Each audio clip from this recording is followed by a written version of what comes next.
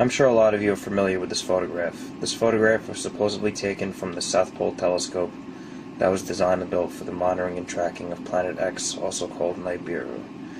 This is the base photograph. 2 days ago I found the second photograph, similar to this. The only difference is that in this photograph, it reveals coordinates on the bottom. This photograph was taken off of a gentleman's YouTube video, which was later removed thus after. The coordinates are, can't really come in on the camera that well, but 5 hours, 33 minutes, 27 seconds, -6, 10 degrees, 56. Now, I thought to myself, if I were to take these same coordinates and plug them into Google Earth Sky, if I may possibly get the same image, seeing how that these images were taken in 2007, around that time period, right after the South Pole telescope was first opened, and Google Earth Sky originated in 2007, I thought there might be some possible similarities in the pictures. So let me just open up Google Earth here and I'll show you what I found. Now if we just go to View, Explore, and switch to Sky. Now I took the same coordinates, which I will show you here. 5 hours, 53 minutes, 27 seconds, -6, 10, 58. Now I will take those coordinates, zoom out here, and let's begin the search. And I think you'll be pretty amazed at what you find.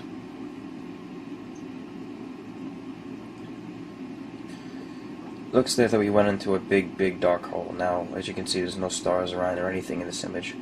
But if we slowly back out, you'll notice that in this exact image, there was just a cropped out circle, square, of absolutely nothing. This is the only image found in Google Earth Sky where it is completely blacked out. Now, if you zoom in really close, there's proof here that this is not just a false image. You see here this background star? The star is cut directly in half. And up here there's a little information tab, and when you click on it, what comes up, I'm not sure if you can see that, but all it says is this. I don't know what this means. I clicked on it, but it went to a dead link. Well folks, there you have it. There's more proof that Nibiru possibly does exist, and there's a big cover-up right now. And what worries me even more is the fact that someone went to the great extent of blocking out this image and for the public to see what is possibly imminently coming. Thank you very much and enjoy the rest of your day.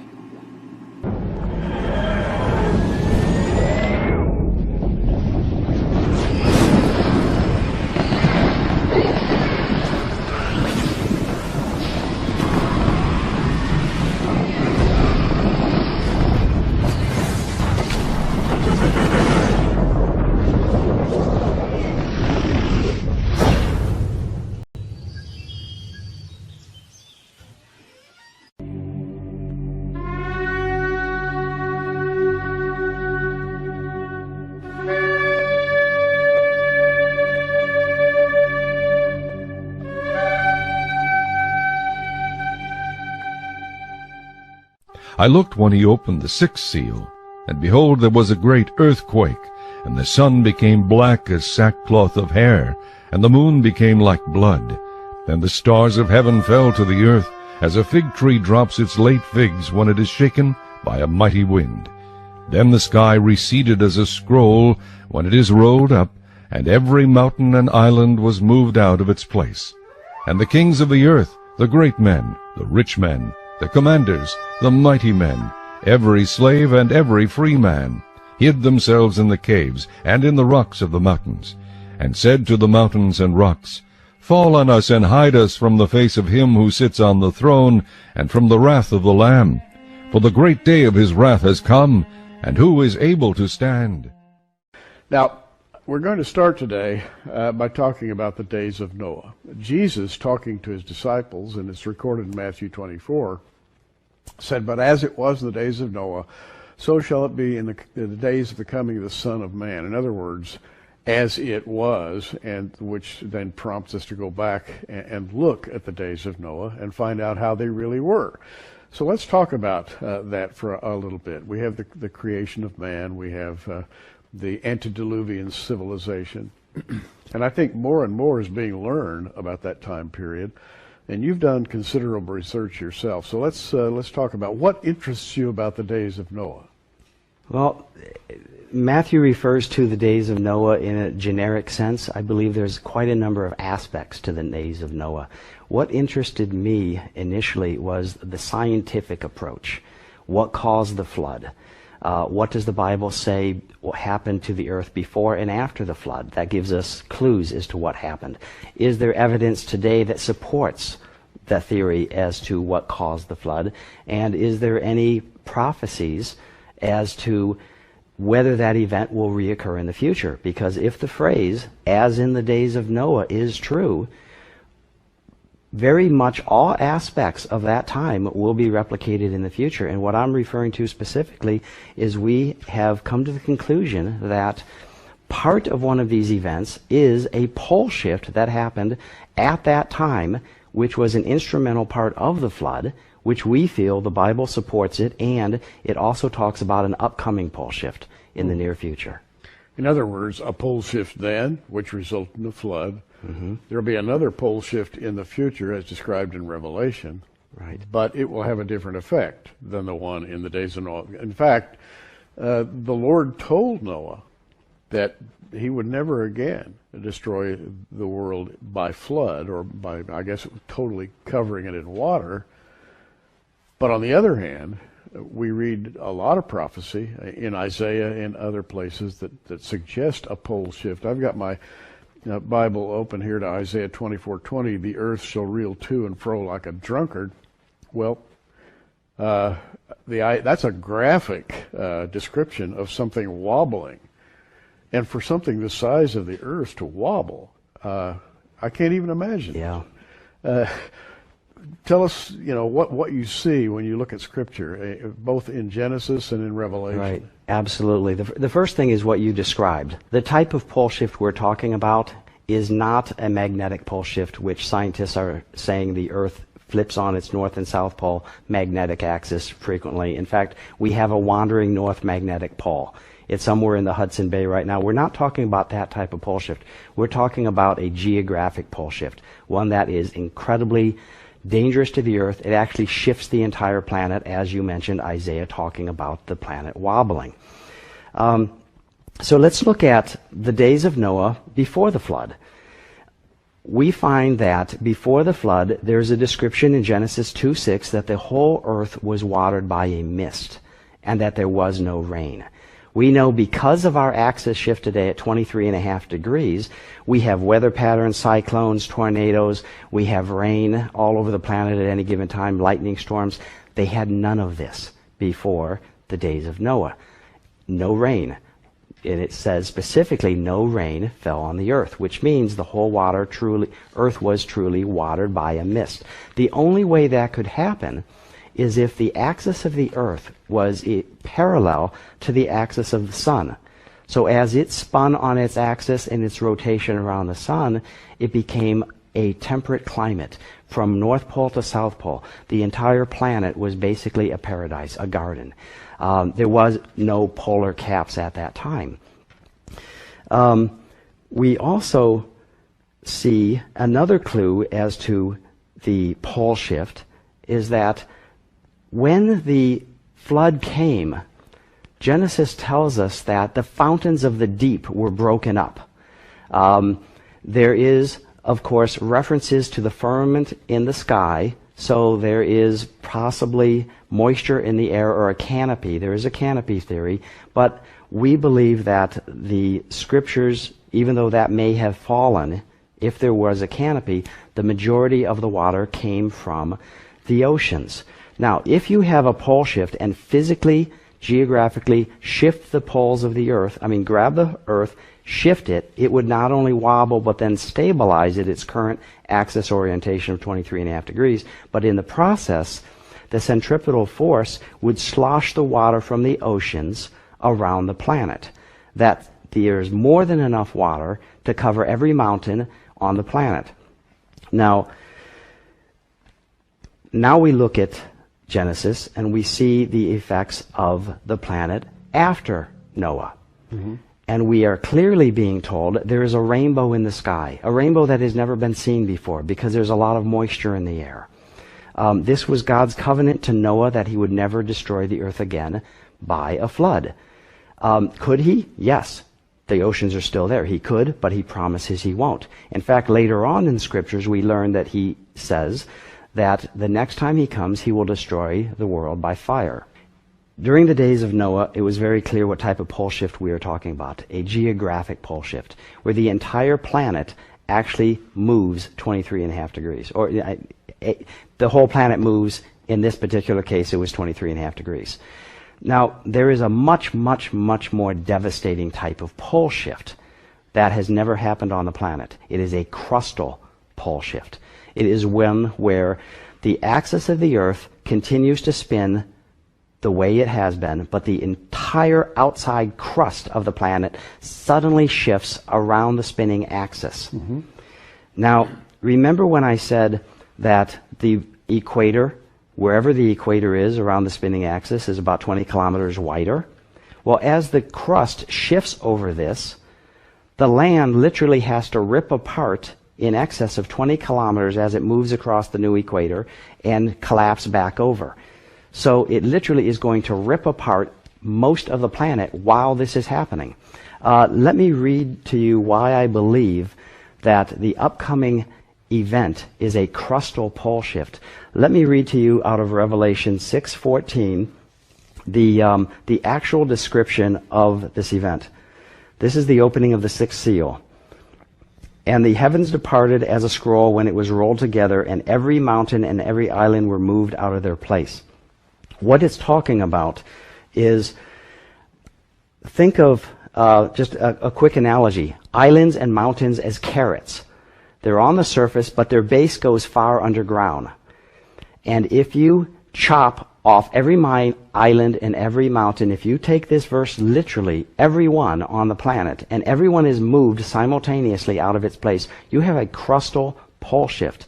The more liquid center of the earth, the mantle, is stationary, and the crust is being ripped away from the center mantle. This type of pole shift would create lateral forces all over the planet, collapsing buildings, collapsing infrastructures, causing tsunamis, generating an EMP pulse from the center of the earth, basically disrupting all of our communication satellites. GPS would be down, all of our power grids would disappear. There would be massive high winds and an exponential increase in earthquakes all around the planet. And islands being moved out of their places, that's not as easy as it sounds, because if, for example, the Hawaiian Islands are above the sea, but they widen out under the water, and they're on a very firm base. Let's put it this way, they have a firm foundation. But the Bible says islands like that are going to be ripped away, literally removed from their connection. In fact, the Old Testament refers to this as well, like you mentioned, Isaiah. Isaiah 13:13 says that the earth will be moved out of her place, meaning it won't even be in the same orbit. Whatever causes this pole shift, this crustal mantle pole shift, is also going to alter the orbit of the earth. Isaiah 24, the earth will reel to and fro as a drunkard. It won't even have cycles anymore. If you were alive at that moment and you looked up in the sky, the sun is moving in this direction for a few hours, it slowly diverts and moves into a different direction. So this would be a horrible time. As far as anybody's concerned, it's the end of the world. In 1958, Charles Hapgood suggested in his book, The Earth's Shifting Crust, that the Earth's crust had undergone repeated displacements and that the geological concepts of continental drift and seafloor spreading owed their secondary livelihoods to the primary nature of crustal shift. According to Hapgood, crustal shift was made possible by a layer of liquid rock situated about 100 miles beneath the surface of the planet. A pole shift would thus displace the Earth's crust in around the inner mantle, resulting in crustal rocks being exposed to magnetic fields of a different direction. An Earth crust displacement, as the words suggest, is a movement of the entire outer shell of the Earth over its inner layers. If you remove the peel from an orange and then reattach it to the fruit, you can visualize the possibility of the peel moving over the inner layers. The Earth's crust, according to Charles Hapgood, can likewise change its position over the inner layers.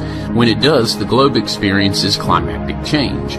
The climatic zones, polar, temperate, and tropical, remain the same because the sun still shines on the Earth from the same angle in the sky. From the perspective of people on Earth at the time, it appears as the sky is falling. In reality, it is the Earth's crust shifting to another location. Some land moves toward the tropics, others shifts with the same movement toward the poles, yet others may escape such great changes in latitude. The consequence of such a movement of the entire outer shell of the Earth is catastrophic. Throughout the world, massive earthquakes shake the land and enormous tidal waves crash into and over the continental shelf. As the old ice caps leave the polar zones, they melt, raising the ocean level higher and higher. After publishing more than 70 videos on this subject, I thought that maybe it would be appropriate to provide my reasons why Nibiru, Planet X, is real, and how NASA has become an unwilling accomplice in verifying its existence. I'll start with the first one that comes to mind, and probably the most compelling argument for the existence of Planet X. You have heard me talk about this before, but for the sake of those who may be novice or inexperienced regarding this subject, let's be mindful of what has already been proven to be true. NASA announced to the world in 1983 that Planet X was on the fringes of our solar system. They said it was virtually knocking at our door.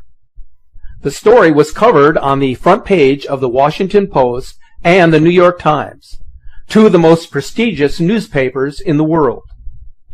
Soon afterwards, then-President Ronald Reagan made the declaration part of the United States national security mandate, which in political terms means he made it illegal for astronomers, scientists, government agencies, and institutions of learning from speaking publicly about this discovery.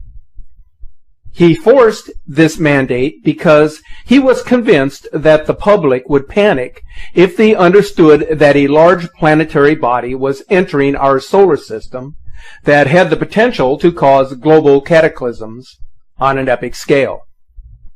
He convinced other nations to follow suit, and it then became top secret information, where only bits and pieces were allowed to leak out to the public. There are many stories from ancient civilizations the world over that describe a large planetary body that returns to our solar system periodically, causing destruction in the form of superfloods, earthquakes, and volcanic activity.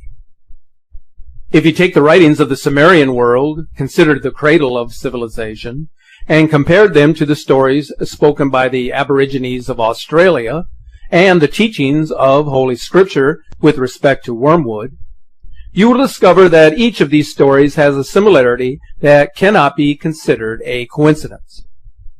And here's why. The Sumerians were the people of Babylonia who actually named this planet Nibiru, or Planet of the Crossing, and did this in their own language. One of the reasons why this is so convincing is that the Sumerians actually discovered Pluto and included it in their model of our solar system, which is in direct contradiction to the fact that our own astronomers didn't announce the discovery of Pluto until 1930. If you have done any research, you may know why public and private astronomers alike are searching the sky for the elusive planet. In 1894, Percival Lowell, a wealthy American businessman, financed the building of the Lowell Observatory in Flagstaff, Arizona. Part of the Lowell Observatory's original mandate was to specifically look for the mysterious planet, thus establishing profound proof that America knew of its existence over 100 years ago. They searched the skies for over 30 years and thought they had found it in 1930, but it turned out to be what we call Pluto, and determined it wasn't large enough to be Planet X. This compelling piece of evidence is not widely known or talked about, but shows that certain groups within American society knew of this planet's existence and its potential for devastation. Although rarely talked about, the phenomenon of an increase in the Earth's wobble observed by the public worldwide is included in the top 5 reasons for its numbers of observations made by the public. Here's an important observation that has been reported by farmers around the world, who are consistently viewing the sky as part of their livelihood as the world's food producers. Since the year 2005, they have been noticing how the sun and the moon have been rising and setting in abnormal positions. Now, there can be no mistake about this, since their observations have been corroborated by the Inuit elders, the Eskimo civilization of the Arctic frontier. So here's what we know about the movement of Nibiru Planet X. It is an unnatural orbit. It does not reside on the galactic plane where all other normal planets reside. It enters our solar system from the galactic south. That is exactly why this system can be seen more easily from the southern hemisphere. And this is why large astronomical observatories have been built in this part of the world. There is sufficient evidence of an abnormal Earth wobble. They include unusual changes in the jet stream resulting in extreme weather-related events, an increase in tectonic stress, an increase in volcanic eruptions, and the melting of the polar ice caps, which have been thoroughly documented by leading scientists and geologists. Irrefutable photos and videos of second sun sightings the world over is another evidential link that cannot be ignored. Some will say every one of these images are indicative of lens flares, unless they can be proven without a shadow of a doubt. Yes, of course, we live in a digital age of computer graphics and technology. Some can be easily faked or misidentified as lens flares or sundogs, dust smudges, or some natural phenomenon. But many are not, and those that are not fake are usually the ones that are subsequently removed. Why would you censor them if they were in fact fakes? The censorship of Planet X information is very compelling. But if something is real and is then deleted, it can no longer be used as evidence because it will be inaccessible to the public. Since the mid to late 1970s.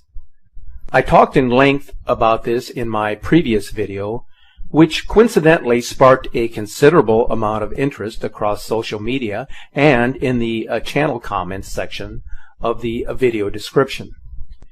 The preparations that are ongoing include, but are not necessarily limited to, underground sanctuaries and military installations.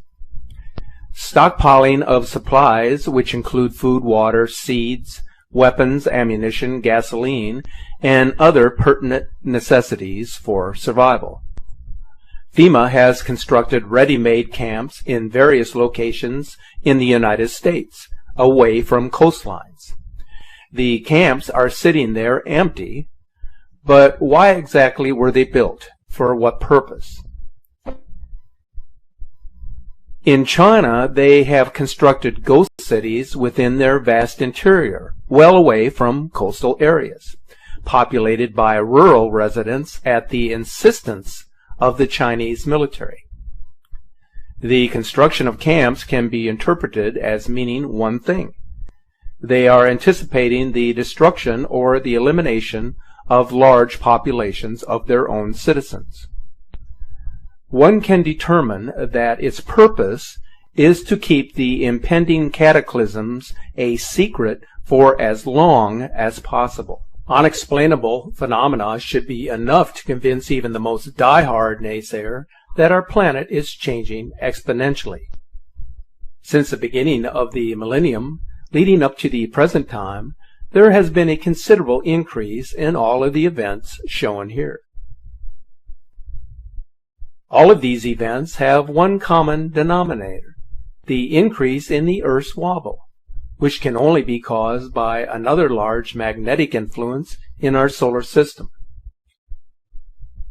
But remember this one important reality. These events can be easily explained away and censored by the mainstream media and the powerful elite. The concerns of the public can be quickly quelled just by saying that these are natural events or events caused by human negligence. This then allows those in power to keep the public second-guessing, keeping them from connecting the dots and seeing the bigger picture. This is where you, as a skywatcher, should use common sense and draw your own conclusions that not all of these events can be just a coincidence. Is the misrepresentation or the underreporting of large earthquakes and volcanic eruptions on a global scale.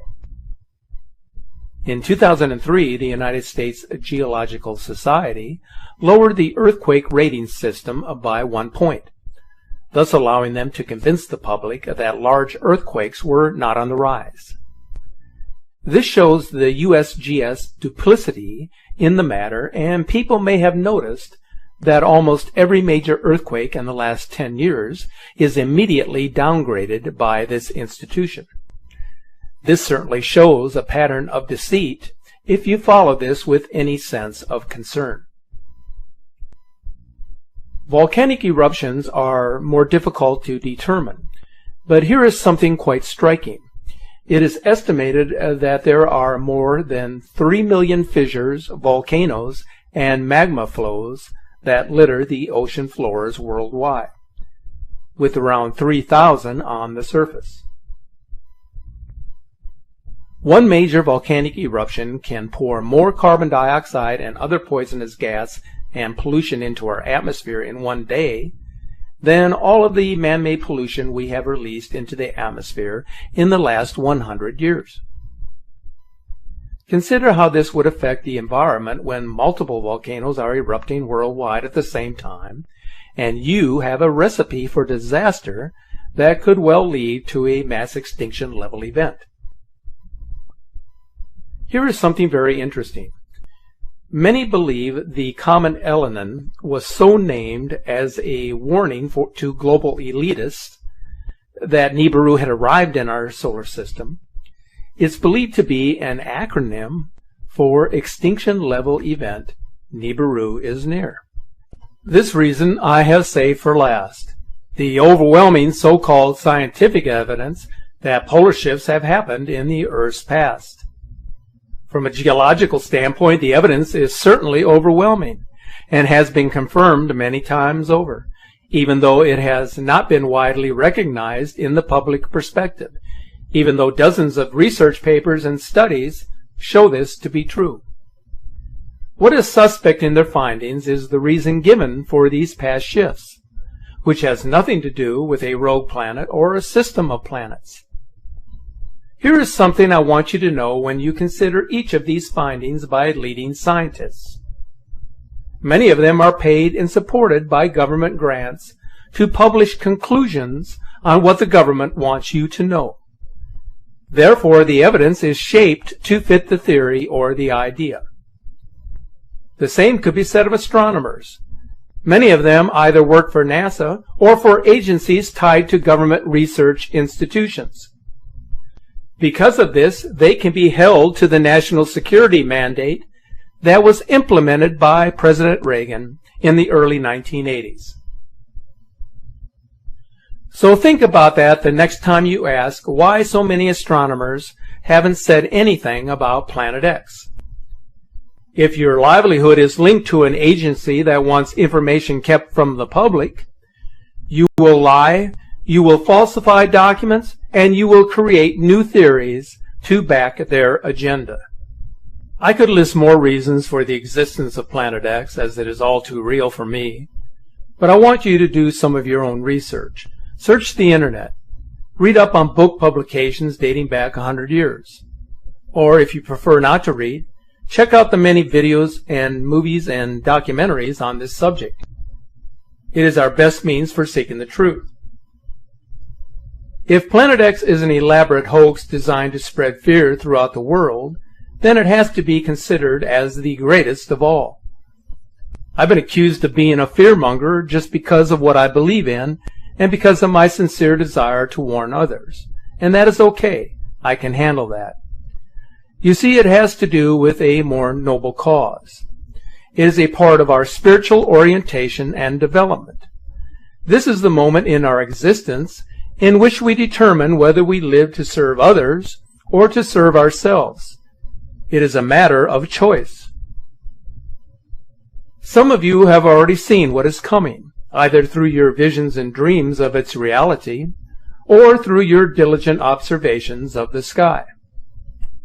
Through your own intuition coupled with spiritual guidance, you have come to know and understand these things. Not all of us are blessed to see its existence in its physical state.